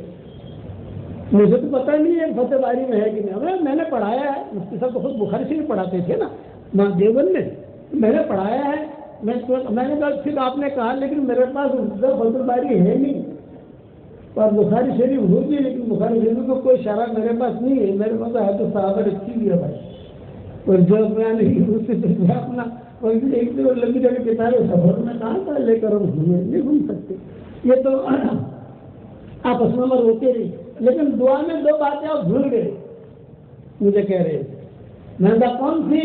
یہ کہا کہ جو کورونا وائرس کی بیماری ہے آپ نے اس کے لیے کوئی دعا نہیں مانگی، ساری دنیا پریشان ہے، اس کے لیے دعا مانگتے آپ؟ میں نے کہا یہ غلطی ہوگی، تب انشاءاللہ مانگوں گا، کل کی دعا میں آ جانا چاہیے، وہ روزانہ رات کو ہمارا بیان سنتے تھے جو وہ شکریہ، ہاں انشاءاللہ آ جائے گا۔ اور دوسری غلطی ہوئی کہ جو دنیا بھر کے چودھری ہیں جو آج کل مسلمانوں کو بہت پریشان کر رہے ہیں، میرے سوال والد صاحب رحمۃ اللہ علیہ کہتے تھے گورا مکڑا، کالا مکڑا، مقامی مکڑا، لال مکڑا، یہ سب، تو ان کے بارے میں دعائیں کرنی چاہیے۔ میں نے کہا تو آپ کیجیے، وہ آپ کے حوالے کر دیا ہم نے، ایک کام میں کروں ایک کام آپ کرو، یہ میں نے مفتی صاحب سے کہا، تو بہت ایسے بولے کہ پالم پوری میں ہوشیار ہو گئے ہیں ہمارے مفتی صاحب، بہت اللہ ان کے قبر پر نور سے منور فرمائے، ان کے درجات کو بلند فرمائے، کر بٹو اللہ انہیں آرام نصیب کرے، ان کے ہڈی ہڈی کو اللہ جنت نصیب کرے۔ اس زمانے کے اتنے کیمیا تھے وہ، جس نے قدر کی وہ قدر کر لی، جس نے قدر نہیں کی اس نے قدر نہیں کی۔ ہمارا ریاض القرآن کا جو ترجمہ پورا ہو گیا تو میں اور میرا بیٹا عبد الوہاب ہم دونوں مسجد میں جا رہے تھے، ظہر کا وقت تھا، میں نے میرے بیٹے سے کہا کہ ارے بھائی عبدالوہاب ترجمہ تو ہوگا، نام کیا رکھیں؟ تو اس نے مسجد کی چوٹیوں پر چڑھتے چڑھتے اتنا کہا ریاض الصالحین، ریاض الجنہ، یہ تو ہے، تو اس کا نام اس کو ریاض القرآن۔ میں اس نے مجھے کہا ارے بھائی تیری بات تو سمجھ میں آتی ہے لیکن مفتی صاحب کو پوچھنا چاہیے، ابھی فون لگاؤ۔ اب وہ 1 بجے آنا تھا دوپہر کا، 1 بجے ان کا آرام کا وقت، ظہر کی نماز کے بعد بخاری شریف پڑھاتے تھے دیوبند میں۔ میں نے کہا عبداللہ کیا کریں، ابھی فون لگاؤ؟ ارے لگاؤ بسم اللہ۔ میں نے کہا کہ آرام میں خالی پڑے گا؟ نہیں کوئی بات نہیں، ابھی تو اٹھنے کی تیاری ہوئی، جب تو وضو کرا تو کرے گی نماز پڑھنے کے لیے۔ میں نے فون لگایا تو مفتی صاحب نے کہا ماشاء اللہ مولانا یونس صاحب خیریت سے ہو، ان کے کہنے کا انداز تھا مفتی صاحب کا۔ تو میں نے مفتی صاحب سے کہا کہ قرآن کا ترجمہ ہمارا ہو گیا ہے، کیا نام رکھوں؟ آپ نے کیا سوچا ہے اسٹائل کی بولنے کی؟ آپ نے کیا سوچا ہے؟ میں نے سوچا ہے کہ ریاض الجنہ، ریاض الصالحین، تو ریاض القرآن۔ ہاں لیکن یہ بتاؤ تفسیر بھی ہے کہ ترجمہ یہ ترجمہ ہے؟ میں کہ تفسیر نہیں ہے لیکن ترجمہ ایسا ہے کہ تفسیر کی انشاءاللہ ضرورت نہیں پڑے گی۔ اچھا ایسا ترجمہ کیسے ہو گیا تفسیر کی ضرورت نہ پڑے؟ تو میں نے آپ کو بھیجوں گا، دیکھ لینا انشاءاللہ۔ آسان کیا ہے مطلب کہ سامنے والا آدمی سمجھ جائے گا کہ کیا اللہ کہنا چاہتے ہیں۔ انہوں نے کہا ماشاءاللہ لکھو، اللہ برکت دے، ریاض القرآن رکھو۔ ہم نے ان کے مشورے پر ریاض القرآن رکھا، آج الحمدللہ ساری دنیا میں اللہ نے قبول کر لیا اسے۔ اس لیے یہ بات میں میراث پر کہہ رہا تھا، سارا مجمع یہ نیت کرے میراث دینا ہے، اور مفتی سے جا کر پوچھو کہ کیا کریں۔ اور یہ نہیں کہ صاحب ایک جگہ ایک قصہ ہوا، میں نے ان سے پوچھا کہ تم نے جو ہے وہ میراث کیا نہیں؟ ہاں کر دے، حساب کتاب کر لیا۔ کیا حساب کتاب کیا؟ یہ تو 50 لاکھ اس کو آئیں گے، 60 لاکھ اس کو آئیں گے، 70 لاکھ اس کو آئیں گے، دے دیا ان کو، کیونکہ دیا نہیں ہے، ہم نے کاغذ پہ لکھ لیا۔ اچھا کاغذ پہ لکھ لیا تو کب دو گے؟ جب آئیں گے تب دیں گے۔ 50 سال آج ہو گئے، اس قصے کو. ابھی تک انہوں نے وہ کاغذ آیا ہی نہیں, ان کو دیا کہ نہیں. آپ سمجھیے بات کو. اس لیے یہ موٹی موٹی باتیں میں نے عرض کی. اپنا دینی مزاج بناؤ, حکمت کے ساتھ چلو, اخلاق کے ساتھ چلو, نگلنا سیکھو, نگلنا اگلنا نہیں. اور ایک نصیحت کرتا ہوں, زبان کا میٹھا بول جو لوگوں کے دلوں کو جوڑ دے یہ کروڑوں نسلوں سے بھی زیادہ بھاری ہے. ایک آدمی کروڑوں نسلیں پڑھ رہا ہے اور ایک آدمی زبان کا میٹھا بول بول رہا ہے جس سے لوگوں کے ساتھی محبتیں پیدا ہوتی ہیں. تیز زبان کا میٹھا بول والا اللہ کے یہاں زیادہ محبوب ہے. اور زبان کا کڑوا بول جو لوگوں کے دلوں کو توڑ دے یہ کروڑوں گنا عمر بھائی. ایک آدمی کروڑوں گنا کر رہا ہے. اس لیے یاد رکھنا کہ زبان کا کڑوا بول جو ہے کروڑوں گنا اس سے بھی زیادہ خطرناک ہے. اس لیے حضور صلی اللہ علیہ وسلم نے فرمایا زبان کی حفاظت کرنا, خاموش رہنا. اور جتنے میں جو مزہ ہے وہ ابھرنے میں نہیں ہے, تواضع میں جو مزہ ہے وہ دادا گیری اور تکبر میں نہیں ہے. اس لیے میری اتنی نصیحت یاد رکھنا, خاموش رہو, مشورہ میں بیٹھو. ہمارے مشورے کے ساتھی الحمدللہ ہر جگہ ٹیسٹ کر دی ہے ہم لوگوں نے, اور ساتھی اپنے مشورے کے ساتھ کام لے کر چل رہے ہیں الحمدللہ. کوئی بات سمجھ میں نہ آئے آپ بہت محبت کے ساتھ پیش کرو.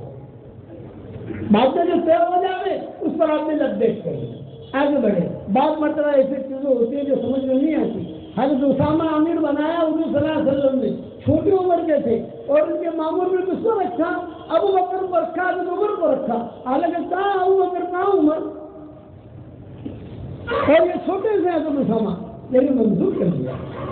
بعد میں حضور نے انتقال ہو گیا تو ابو بکر عمر کو سب لوگوں نے مل کے روکا, باقی ساری جماعت حضرت اسامہ کے ساتھ نہیں. اس لیے احترام ہوتا ہے, ایک دوسرے کا احترام کرو گے انشاءاللہ. مائیں بہنیں بھی دوسرے کا احترام کریں اور بہت عزت کے ساتھ اپنی زندگی گزارو. کبھی بھی مایوس نہیں ہونا. ہماری شریعت میں مایوسی نام کی کوئی منزل ہے ہی نہیں. ہماری شریعت میں مایوسی نام کی کوئی منزل نہیں ہے. اگر اللہ کو پانا ہے تو سب سے پہلے اپنے اخلاق کو اچھا کرنا پڑے گا, دل کو صاف رکھنا پڑے گا. اور ایک مسئلہ بتاتا ہوں, شاید تو تمہارا مفتی بتایا ہی نہیں. دل کی دو قسمیں ہیں. ایک دل کا نام ہے قلب سلیم اور ایک دل کا نام ہے قلب سقیم. قلب سلیم اسے کہتے ہیں جس دل کے اندر کسی کے بارے میں کوئی بدگمانی نہ ہو, کوئی حسد نہ ہو, کوئی بغض نہ ہو, کوئی برائی نہ ہو. اس کو کہتے ہیں قلب سلیم. تو قلب سلیم والا جو ہوتا ہے اس کی دعائیں بھی قبول ہوتی ہیں, اس کی عبادتیں بھی قبول ہوتی ہیں اور اس کا نتیجہ بھی اللہ نکالتا ہے. اور ایک ہوتا ہے قلب سقیم, بیمار دل. ڈاکٹروں والا بیمار دل نہیں, وہ دل جس دل کے اندر کچرا بھرا ہوا, بدگمانی ہوئی, حسد بھرا ہوا, کینہ بھرا ہوا. تو سارے علماء کا اتفاق ہے کہ اس کی کوئی دعا قبول نہیں ہوگی, کوئی عبادت قبول نہیں ہوگی. نیکیاں ملے گی نیکیاں. ہمارے شریعت میں نیکیاں کمانا سب سے آسان ہے, گناہ معاف کرانا اس سے بھی آسان ہے, لیکن نیکیاں قبول کرانا سب سے زیادہ مشکل ہے. اسی لیے قرآن میں ایک اصول بیان کیا, انما يتقبل الله من المتقين. اللہ تعالیٰ تقوی والوں کا ہی قبول کرتا ہے. اب ہر آدمی دیکھ لے, بیوی سوئی ہوئی ہے, شوہر سویا ہوا ہے, اس کے دل میں اس کے بارے میں کچرا ہے, اس کے دل میں اس کے بارے میں کچرا ہے. اب بتاؤ ہماری دعائیں کیسے قبول ہوگی؟ عشاء کی نماز ہم پڑھیں گے, اب عشاء کی نماز ہم نے پڑھی, اب دل کے اندر کچرا ہے تو فرشتہ کیا لکھے گا؟ اس نے عشاء کی نماز پڑھ لی, فرض اتر گیا, لیکن اللہ کہے کہ میں قبول نہیں کروں گا, نیکی دے دوں گا. ہمارے شریعت میں نیکی کا مطلب بہت آسان ہے. بیوی کے منہ میں لقمہ دے دو, صدقہ کا ثواب. ماں باپ کی طرف محبت کی نگاہ سے دیکھو, مقبولیت کا ثواب. بیوی کے سامنے دیکھ کر آپ ہنسو, آپ کے سامنے بیوی دیکھ کر ہنسے تو اللہ بھی ہنستے ہیں. کتنا آسان ہے, گھر جا کے عمل کر لینا. آج مولانا نے کہا ہے کہ بیوی شوہر کے سامنے دیکھ کر ہنسے اور شوہر بیوی کے سامنے دیکھ کر ہنسے تو اللہ کو بھی ہنسی آتی ہے، لیکن محبت والی ہنسی. یہ نہیں کہ میں مولانا نے کہا ہے تو میں ہنستا ہوں، لیکن تیری میری لڑائی جو ہے وہ تو ہے ہی، تیری میری جو لڑائی ہے وہ تو ہے ہی، وہ ہنسنے نہیں چلے گا. ایک دعا پڑھاتا ہوں آپ کو، پڑھو. ربنا اغفر لی ولوالدی وللمؤمنین یوم یقوم الحساب. دیکھو جس نے بھی دعا پڑھی اس وقت میں جتنے مسلمان مرد اور عورتیں دنیا میں ہیں ان سب کے برابر ہمارے اکاؤنٹ کے اندر نیکیاں آ گئی. ایک مرتبہ اور پڑھو. ربنا اغفر لی ولوالدی وللمؤمنین یوم یقوم الحساب. پھر سے اتنی نیکیاں آ گئی. حدیث ہے، میں میری کتابوں جتنی میری کتابیں لکھتا ہوں ترجمے لکھتا ہوں یہ دعا اور حدیث کا حوالہ ہائی لائٹ کرتا ہوں تاکہ آدمی کم سے کم ایک مرتبہ تو پڑھ لے. نیکیاں کمانا اتنا آسان ہے اور گناہ معاف کرانا کتنا آسان. یہ آسمان ہے نا، آسمان، آسمان کی طرف دیکھ کر آدمی صرف اتنا کہے اے اللہ تو مجھے معاف کر دے. 3 مرتبہ کہے، حدیث میں آتا ہے اے اللہ تو مجھے معاف کر دے، تیرا علاوہ کوئی معاف کرنے والا نہیں ہے. اے اللہ تو مجھے معاف کر دے، تیرا علاوہ کوئی معاف کرنے والا نہیں ہے. اے اللہ تو مجھے معاف کر دے، تیرا علاوہ کوئی معاف کرنے والا نہیں ہے. تو اللہ ہنس کر جواب دیتے ہیں جا میں نے تجھے معاف کر دیا. بیوی کی طرف دیکھ کر ہنسو تو بھی اللہ ہنستے، آسمان کی طرف دیکھ کر خالی معافی مانگو تو بھی اللہ ہنس کر جواب دیتے ہیں جا میں نے معاف کر دیا. تو نیکیاں بڑھانا اور گناہ معاف کرانا یہ ہماری شریعت میں بہت آسان ہے. مشکل کیا ہے؟ قبول کرانا. قبول کرے. مولانا یوسف رحمۃ اللہ فرماتے ہیں ایک گش بھی اگر قبول ہو گیا نہیں گش ہمارا بیڑا پار ہو گیا.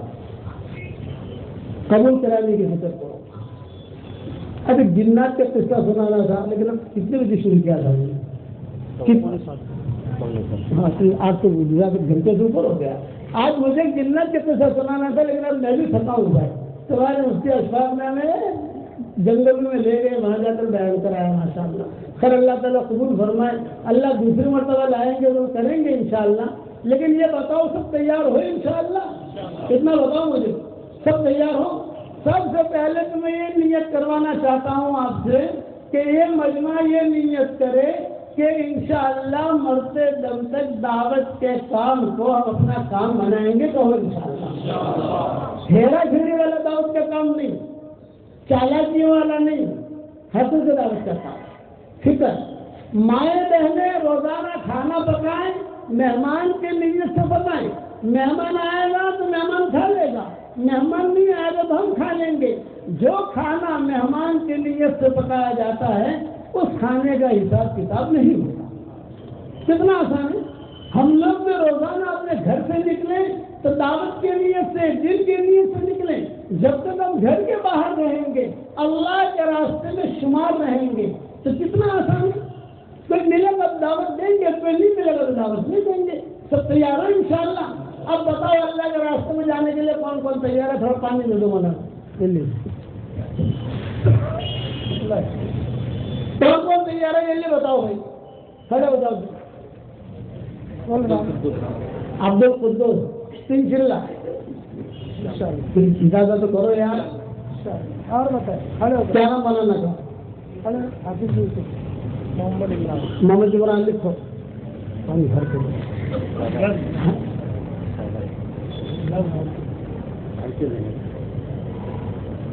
اور بتائیں ارادہ کر. کیا نام؟ شیخ عمران. نام بولو. عبدالعزیز. کلاس کا عمل رنگ بتانے کا دعا ہوگی. تھوڑی دیر پڑ گیا ہے ابھی تو سب کی عشاء کی نماز بھی باقی ہے. انشاءاللہ عشاء بھی پڑھنا ہے. سمجھے بھائی؟ بیٹھے گا بس تھوڑی دیر، جہاں اتنی دیر بیٹھے ہیں اور تھوڑی دیر بیٹھے بیٹھ جاؤ. دعا ہوگی. حضرت دعا فرمائیں گے ابھی کیونکہ دعا بہت جاندار ہوگی اور اس کے بعد شاندار اعمال بتائیں گے اخیر میں تاکہ آپ سب مالدار ہو جائیں. سمجھے؟ ابھی حضرت نے باقی رکھا ہے، انشاءاللہ بتائیں گے آپ کو.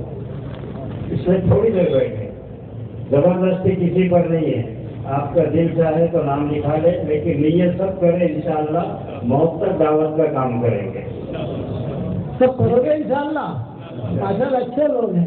اچھا دیکھو آپ لوگوں کو جو ہدیہ دیتا ہوں قبول کرو گے؟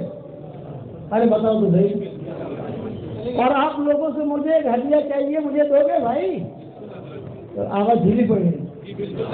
ارے میرا باپ تمہارا استاد، میں تمہارا استاد، ہمیں ایک ہدیہ چاہیے تمہاری طرف سے، دو گے انشاءاللہ؟ اور وہ ہدیہ ہے آپ ہمارے لیے دعا کرنا. بس آپ سے دعا کی برکت سے چل رہے ہیں. ہم بھی خالی ہیں، ہمارے پاس بھی کچھ نہیں ہے، لیکن آپ ساتھیوں کی دعا ایک دوسرے کے لیے یہ بہت بڑی فائدہ مند ہوتی ہے. کرو گے دعا انشاءاللہ؟ اب ایک ہدیہ سن لو. اس ہدیے کا نام ہے جاندار، شاندار، مالدار، دیندار، ایماندار. 10 مرتبہ اگر کوئی آدمی سورہ اخلاص پڑھے گا، جنت میں اللہ تعالیٰ ایک محل اسے دے دے گا. اے بھائی کیا کر رہے کھاڑ کے ساتھ ویڈیو بنا. ارے واہ اچھا آدمی ہے یار، اللہ کا بندہ. بیٹھ جائے میرے بھائی. تشکیل کے لیے کھڑے تھے. مجھے اب کی مرتبہ کبھی آؤں گا تو فون گھر پہ رکھ کر آپ کو آنا پڑے گا، تو بیان کروں گا اور نہیں کروں گا. ارے تم سے کیا انگلینڈ والی اچھی. میں ابھی انگلینڈ کا سفر کر کے آ رہا ہوں، یہ سمجھ لو کہ ایئرپورٹ سے یہاں آ رہا ہوں. کچھ خاص کام تھا اس لیے میں یہاں اورنگ آباد آیا.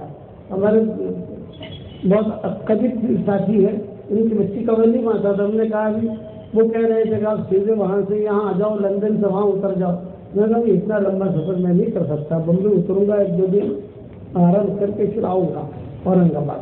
تو پھر یہاں آ گئے، یہاں آ کر ساتھیوں سے نہیں ملے، یہ تو اچھا نہیں لگتا. انگلینڈ کے اندر میں نے سب جگہ مفتی تقی عثمانی اور ہمارا پروگرام تقریباً ایک ساتھ تھا. مفتی تقی عثمانی الگ جگہ پروگرام کر رہے تھے، ہم الگ جگہ پروگرام کر رہے تھے. یعنی ہم ایک ساتھ نہیں گئے تھے، ہمارے بچوں کے ساتھ تھے، وہ اپنے بچوں کے ساتھ تھے. تو جو بات انہوں نے کہی وہی بات میں نے بھی کہی مجموع میں.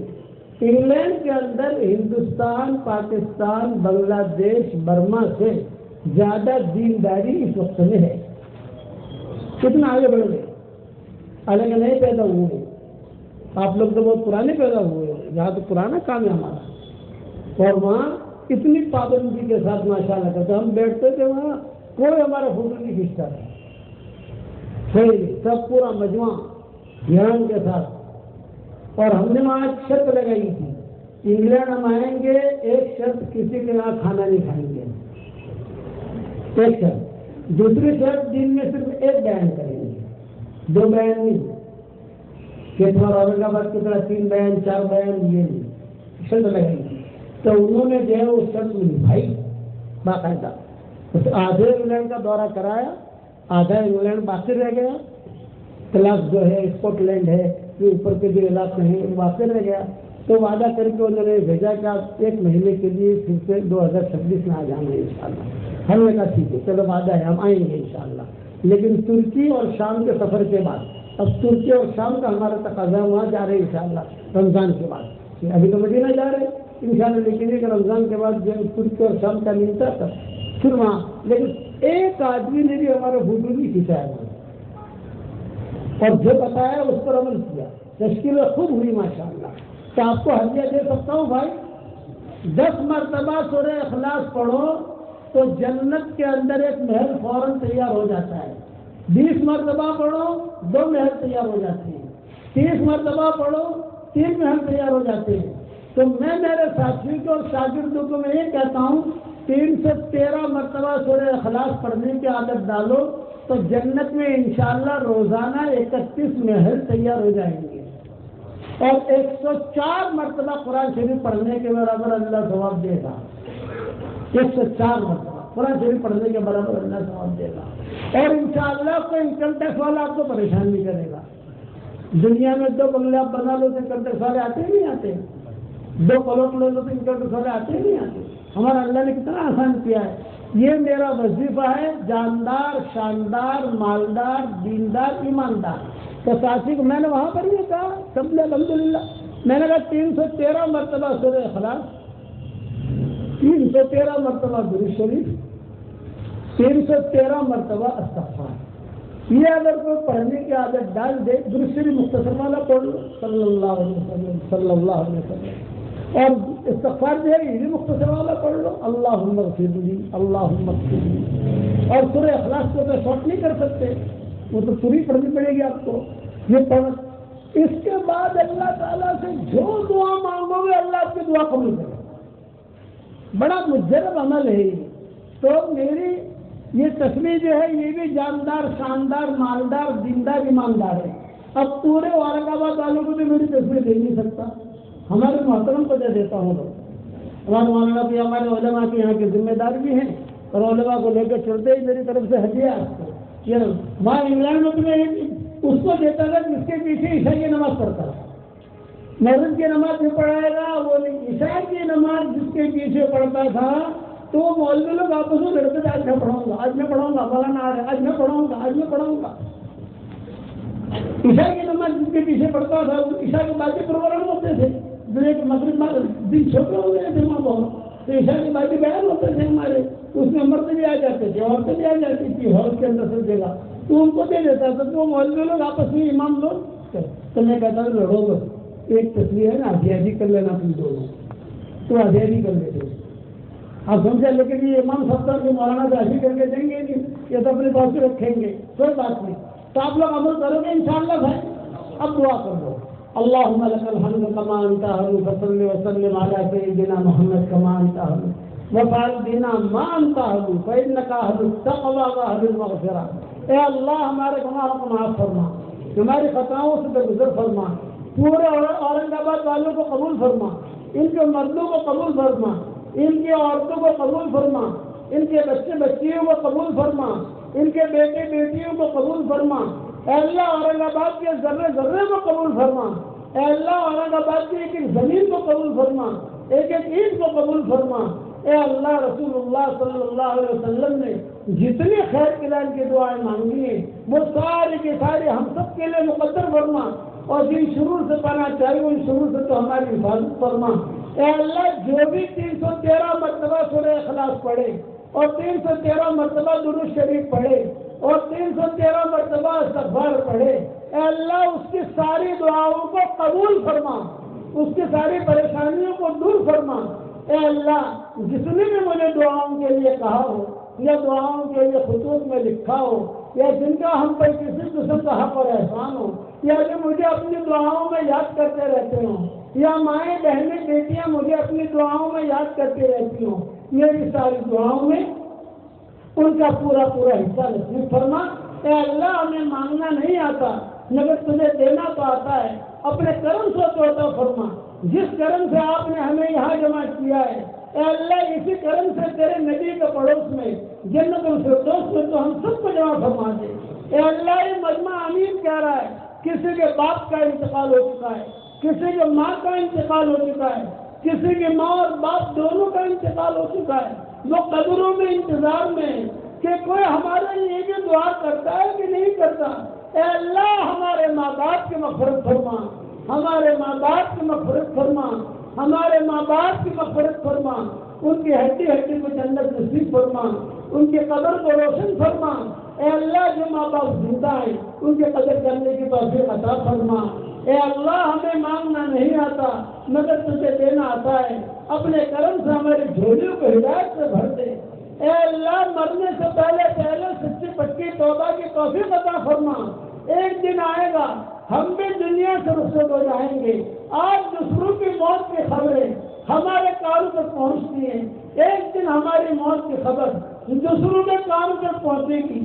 کوئی ہمارے لیے پانی گرم کر رہا ہوگا، کوئی نہلا رہا ہوگا، کوئی کفن تیار کر رہا ہوگا، کوئی مشک اور عنبر لگا رہا ہوگا، کچھ لوگوں کے کندھوں پر سوار کیا جائے گا۔ یہ سفر ہوائی جہاز کا نہیں ہوگا، ریل کا اور کار کا نہیں ہوگا، محبت کے دعویٰ کرنے والے کچھ مٹھیاں مٹیاں ہدیے میں پیش کریں گے، ایک جملہ کہہ کر واپس لوٹیں گے، قبر تک آپ کا اکرام کر لیا، قبر تک آپ کا ساتھ دے دیا۔